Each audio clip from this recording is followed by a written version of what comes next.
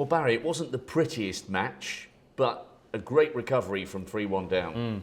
Yeah, it wasn't, like you say, Rob, it wasn't pretty at all, really. And I'm just relieved to get through that in the end. You know, if Ben would have beat me, I'd have been devastated because, you know, Ben probably was the first person to say he's been struggling with his game, you know, and obviously with his health problems and stuff. So, yeah, I had plenty of chances and just kept getting him making mistakes, missing some unbelievably easy balls as well at the start. So, yeah, that was very frustrating. So, you know, to grind it out and to produce a couple of good frames right at the end of the match when it really mattered, you know, it gives me a little bit of confidence going into the next round.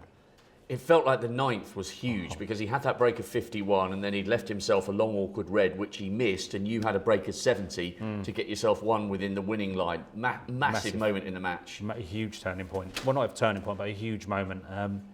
Especially the way I played up until that point. You know, I weren't feeling my best. So, you know, to get that opportunity and to clear up and make a good clearance under that pressure, you know, was yeah, really pleasing, really. So, like I say, give me a little bit of confidence going into the next frame, and I made a good break in the last frame as well, even though I didn't quite finish off and won it, but I was in total control in the end.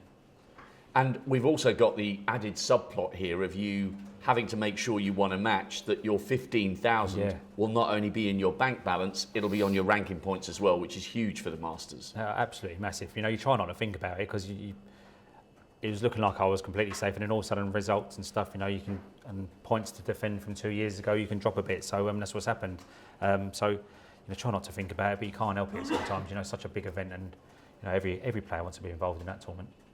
Now, Mark Joyce or your great mate Mark Selby next, and I know, you know, when you've had big matches, you've had a big match on one of the ITV events a couple of years ago, and you both said to me separately in different interviews, it's an awful match to have to play someone that you're so close with. I mean, you're pretty much best mates on the tour. Yeah, I see. If he gets through. Yeah. I say we spend a lot of time together. So, yeah, it's always a tough game when you play someone you're pretty close with and speak to them outside of snooker. So, yeah, like I say, we've been around long enough now to try and get the business head on when we go out there. But up until that point, no, it'd be just carrying on as normal, really. But you know, once we get out there, we'll be trying to rip each other's heads off. So will you watch the match tonight between him and Mark Joyce? Yeah, I'll have a little watch. Obviously, I'll be cheering him on, and yeah, because I don't want to be sitting in the apartment on my own too early. He's only sharing an apartment, so yeah, I don't want a couple of days on my own. So yeah, I'll be cheering him on. Obviously, no disrespect to Joyce, but yeah, I'll be just keeping an eye on it. Well done this afternoon. You got it done. Cheers. Now the better form can come. Yeah, that's right. Thanks. Cheers. Thanks, Barry.